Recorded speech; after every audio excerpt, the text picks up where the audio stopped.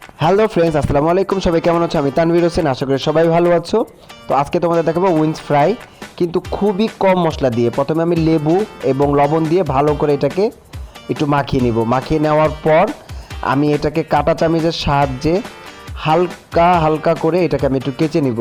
কাঁটা চামচ দিয়ে অবশ্যই হালকা হালকা হালকা করে তুমি কেচে নেবে যেন মশলাটা যায়, বেশি জোরে না কিন্তু, ঠিক আছে? তারপর আমি এখানে দিব কিছু মশলা। এখানে গরম মশলা আছে, 1 চামচ গরম মশলা দিব।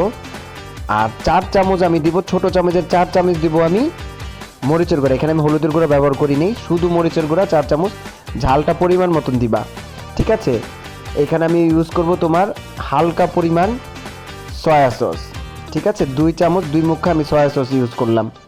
2 মুখার বেশি সয়া সস দিব না। আর 1 চামচের মতন আমি দিব হচ্ছে টমেটো কেচাপ, ঠিক আছে? 1 চামচের মতন টমেটো কেচাপ দিব আমরা, 1 চামচের বেশি না। কেচাপটা দেওয়ার পর আমি ভালো করে এটা হাত দিয়ে মাখিয়ে রাখবো আধা ঘন্টা মাখিয়ে রাখার পরে কিন্তু আমি এখানে 2 চামচ রসুন বাটা দিব। 2 চামচ রসুন বাটা দিলাম। বন্ধুরা খেয়াল করবে, এখানে আমি জিরা আদা কিন্তু দিইনি, আমি শুধুমাত্র 2 চামচ রসুন বাটা দিয়েছি। রসুন বাটা দিয়ে ভালো করে মাখিয়ে রেখে আমি আরও 15 মিনিট মাখিয়ে রাখার পরে এখন এখানে আমি ফ্রাই করতেছি। দেখো এখানে হালকা কালার এর যখন এখানে থাকবে তখনই তোমরা ফ্রাই করবা, ঠিক আছে? ফ্রাই প্যানের উপরে আমি করছি, খেয়াল করো। তারপরে দেখো ডিপ এখানে ব্রাউন কালার হয়ে গেছে, গোল্ডেন ব্রাউন যখন হয়ে যাবে তখন তুমি একটু হালকা করে এই পাশ ওপাশ করে উল্টিয়ে নিবা, ঠিক আছে?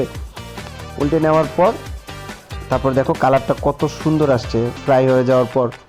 খুবই সুন্দর লাগতেছে না দেখতে? আমার কাছে তো খুব ভালো লাগতেছে, কিন্তু এবার একটু খেয়ে দেখতে হবে টেস্টটা কেমন হয়েছে। দেখি একটু সস দিয়ে ভরাই খাই।